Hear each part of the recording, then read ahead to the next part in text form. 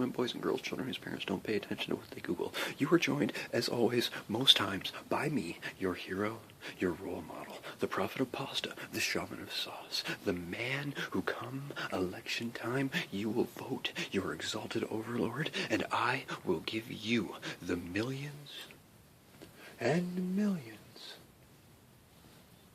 of my supporters, the deliciousness of bacon-flavored bananas.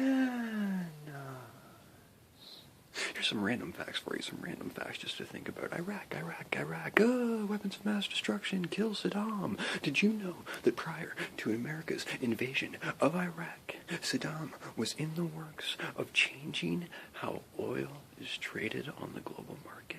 You see, right now on the global market, oil is traded in United States dollars, USD, ladies and gentlefolk. Saddam wanted to change it so that on the world market, oil was valued based on the euro. Now, how odd that at the same time Saddam decides that oil should be valued via the euro, we decide he has weapons of mass destruction and needs to go. Same thing with that whole Middle Eastern revolution, the summer of fire, or whatever the media was calling it. We're watching the news, and we're hearing about how all these peasants are standing up to the tyranny of the nation, how they're overthrowing these people that don't give a shit about them. Did you know that all those rulers who were overthrown were planning to get rid of Big Brother's banking system? They were planning to make it so that their currency was not valued by what Big Brother says it's worth, but rather by the amount of gold those nations possessed. See, once upon a time, America's dollar was based on the value of gold. If you had a $10 bill, you had $10 worth of gold, and the bill stated that. Now the bills state that they are legal tender, because they ain't worth the ink on them anymore. Now on to some political news, because I have some ideas. Healthcare. Jesus, what are you going to do about healthcare? What are you going to do to fix the stagnant state of healthcare in this never-tried nation? Just let me get my breath. What I am going to do is I'm going to take all of these people who have a malignant cancer, who have an incurable disease, who are terminally ill, and I'm going to kill them. Now you're looking at me and you're like, Jesus, that's pretty heartless. What about the right to life? Well, let me ask you this. How many times have you heard somebody with a malignant cancer say something along the lines of, I am in constant pain? How many times have you heard somebody who is terminally ill say something along the lines of, if it wasn't for these pills, I'd be in constant pain? How many times have you heard somebody who is terminally ill say, because they are so fucked up on pain medication that the only thing they can do is drool and piss all over themselves? You call that dignity? You want to talk about right to life? You want to talk about right to life when your loved one is dying of some form of illness, and you go to visit them, and they are so whacked out on medications that they don't know who you are?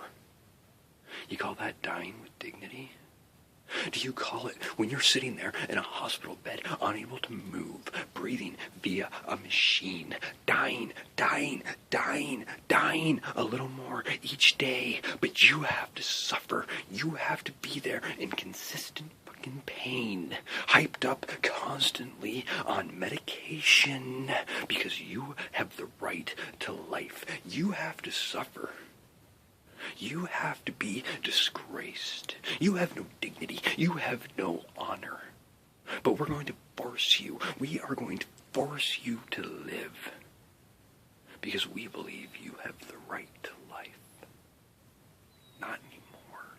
Not anymore. And this is two-part. One, this is because I need to save some money, because I want to keep healthcare free in Canada. I think if you're sick, you should be treated for your illness. And at the way this never-tried nation is going, pretty soon, if you're sick, you ain't going to get any treatment, because you ain't going to be able to afford it, because we are so out of money. So we need to save money. So malignant, terminal, incurable, gone. The second part is, I plan to rid this never-tried nation of its heroin dependency. Did you know that prior to our liberation of Afghanistan, the Taliban had wiped out all the opium. There wasn't a single opium plantation in Afghanistan when the Taliban were in charge. And then Canada steps in, and a year later, surprise, surprise, we're smuggling heroin in Hummers. Enough is enough, and it's time for a change. And the fist is change, and the fist comes down. 2014 revolution.